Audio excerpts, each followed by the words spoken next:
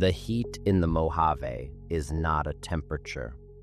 It is a systemic weight, a slow-moving pressure that settles against the skin and stays there, unmoving, like a hand pressed firmly against the chest. Inside the ivory fabric, Elias feels his own pulse, a steady, rhythmic tapping against the moisture-wicking polymer. He counts the beats, synchronized to the subsonic vibration of the ground. These are the atmospheric water generators. 12 feet tall, gleaming white and indifferent, humming at a frequency just beneath the threshold of hearing. They are the architects of this reclamation.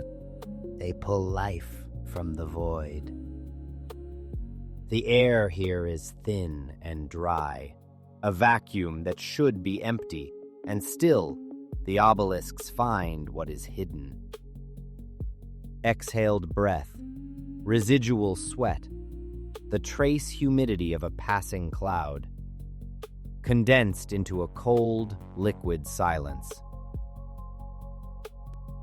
The interior of the house is a sanctuary of white surfaces and rounded corners, a study in clinical peace, a place where the air is filtered until it loses its scent and its history. Every surface is cool to the touch. The walls do not hold the heat of the desert. They reject it. They are part of the loop. The trust a resident places in a wall like this is not faith. It is the absence of any alternative. He reaches for a glass. The movement is deliberate, a slow arc of the arm that feels heavy in the saturated air. The water released by the system is so clear, it seems to vanish before it hits the bottom. The first swallow is heavy. It does not merely hydrate, it occupies the body. A liquid weight sliding down his throat and settling in his chest like lead. It tastes of nothing. It tastes of the air before it was breathed. He stands there for a long time, feeling the coldness spread from stomach to limbs. He is becoming part of the reservoir. At 6 a.m, the desert begins to bloom. Through the floor-to-ceiling glass, Elias watches the fine mist descend. The fescue is a neon emerald, a vibrant defiance against the ochre wasteland beyond the fence. The irrigation cycle is a systemic rendering of life in a place that has forgotten the language of growth. Elias watches the droplets form on the pane, tiny orbs of atmospheric data clinging to the surface before merging and sliding down. His hand comes to rest over his chest without thought. The gesture is older than the reclamation. He counts the beats, and the grass counts with him. Across the perimeter, the neighbor is there. A shape defined by a wide-brimmed hat and a shimmering poncho. They are kneeling in the center of their emerald lawn, holding a pair of shears. But the movement is not fluid. The neighbor's arm extends, snaps back, and extends again. A 3-second loop, repeating with a clinical precision that defies the biology of muscle and bone. The light hitting the poncho does not change. The reflection is a fixed point in a moving world, a residual glitch in the desert's rendering. Elias feels a sudden sharp resonance in his ears. The hum of the obelisks is shifting to a higher, more urgent frequency. It is the sound of a system trying to correct an error. When he blinks, the neighbor is gone. but the shimmering reflection remains in the air for a moment longer, a ghostly afterimage of a task that was never finished. He feels a strange sensation on his temple, a cool, wet trail. It doesn't feel like salt and heat. It feels like the tap water. It feels like the void. He touches it with a finger. The moisture is thick, almost gelatinous. It doesn't break. It stretches.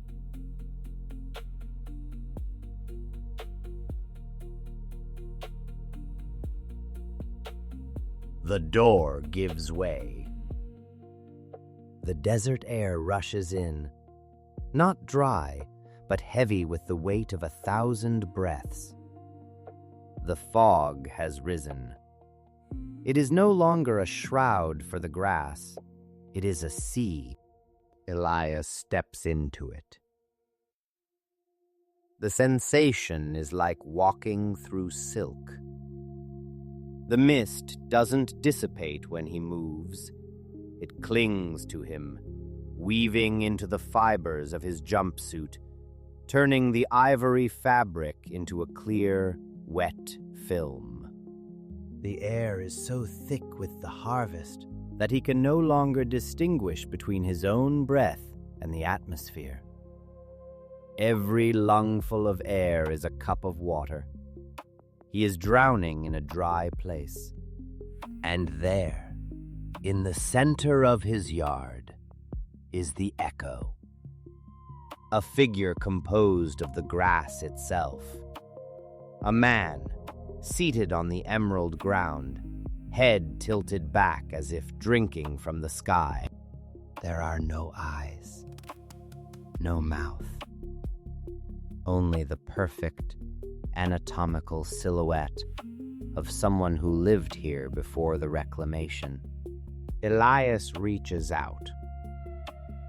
His hand does not touch the dry texture of grass. It touches skin-warm cellulose. It is exactly 98.6 degrees. The grass is exhaling.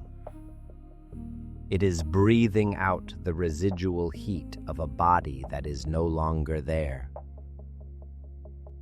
His shoulders carry him around. The mist continues to thin across the neighboring lots. And the lawn is no longer an empty space. It is a gallery. Dozens of them. Emerald figures in various states of repose, standing at fences, curled near the base of the obelisks, kneeling as if tending invisible work. They are all vibrating. The sound is no longer in his ears.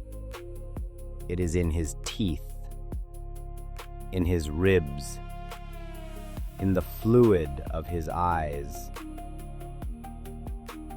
These are not statues. They are the data. The procession accepts him. The grass gives under his feet with a soft hydraulic hiss.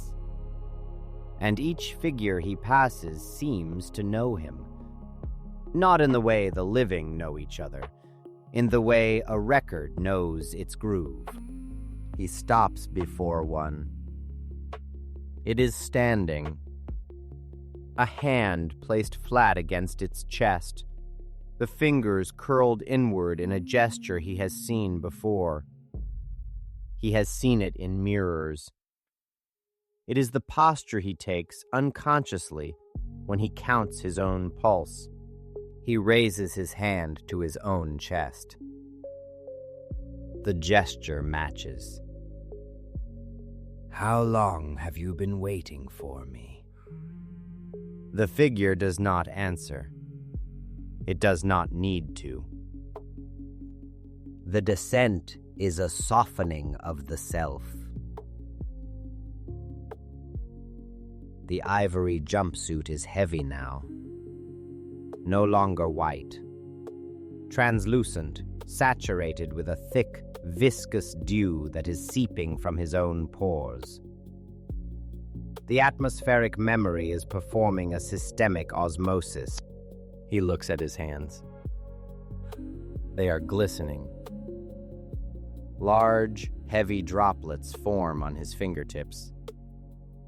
They do not fall. They cling to him, resisting gravity, vibrating in time with the low-frequency hum of the pillars. The atmospheric water generators were never just harvesting water to sustain the residents. They were harvesting the residents to sustain the water. Every exhaled breath, every microscopic trace of DNA surrendered to the Mojave air, captured, refined, returned to the soil as a seed. His hand finds his chest without instruction. The pulse he has counted his entire life is the same pulse the grass has been counting back. The archive isn't in the machines. It's in the moisture. We are the moisture. Elias feels his own geometry beginning to blur at the edges. His legs are becoming rooted in the emerald fescue, the grass weaving itself into the fabric of his suit, into the layers of his skin, into the very structure of his bones. The desert was never empty. It was simply waiting for the right medium to render the files. He is no longer a resident. He is the data. We believed we were the masters of this loop. We believed we were the curators of the desert. In reality, we were just the fuel for the archive. Elias closes his eyes as the warm, wet vibration of the grass rises to meet his chin. He is no longer cold. He is the same temperature as the world. The Mojave is finally full. Every lawn is a history book. Every blade of grass a recorded moment. And it is very, very thirsty. Dismissing session. The Reclamation archive is updated. The water is pure. The system is efficient. Reality remains residual.